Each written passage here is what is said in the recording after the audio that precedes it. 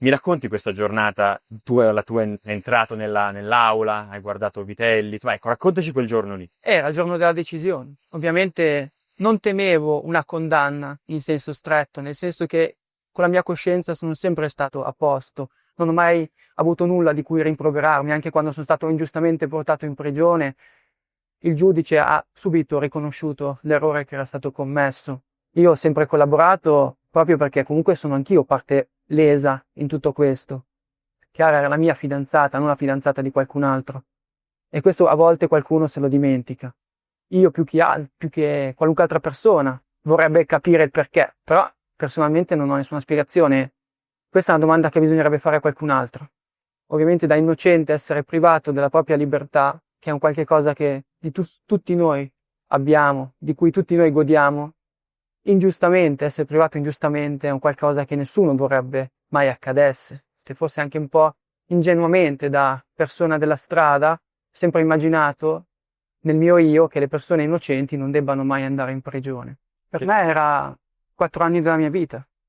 La persona con cui mi confidavo, a cui chiedevo aiuto, o cui risolvevo i problemi della vita quotidiana che tutti abbiamo, dalle piccole alle più grandi cose. E per lei io ero lo stesso. L'ho accompagnata io all'università. Lei era in macchina, stava ripassando la sua esposizione.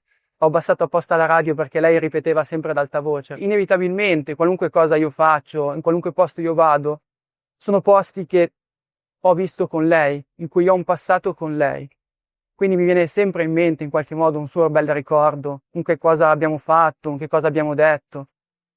E ovvio che la bicicletta non era la mia, perché non sono stato io, quindi non poteva essere la mia. Non ho ovviamente commesso nessun delitto nei suoi confronti, che non l'avrei mai fatto. La perdita di Chiara è stata un peso enorme anche per me. Quando sono stato portato in prigione, sapevo che non dovevo essere lì, ma la mia coscienza mi diceva che comunque, qualunque cosa avrei dovuto subire sarebbe stato un torto nei miei confronti.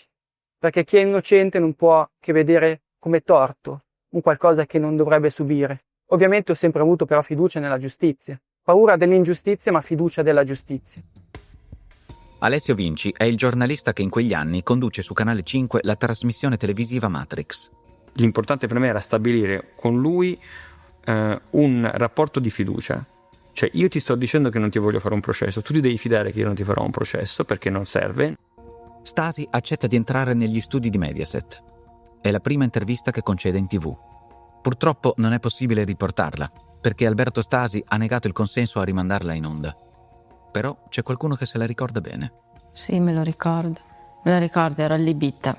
Ricordo di avergli chiesto qual era stato il momento più difficile e lui mi rispose il momento in cui mi hanno messo in carcere perché sono innocente, e io la presi buona quella risposta, la presi per buona. Allora, intanto ci puoi dire qual è stato forse il momento più difficile per te in questi 2 anni e rotti mesi? Sicuramente quando sono stato portato in prigione.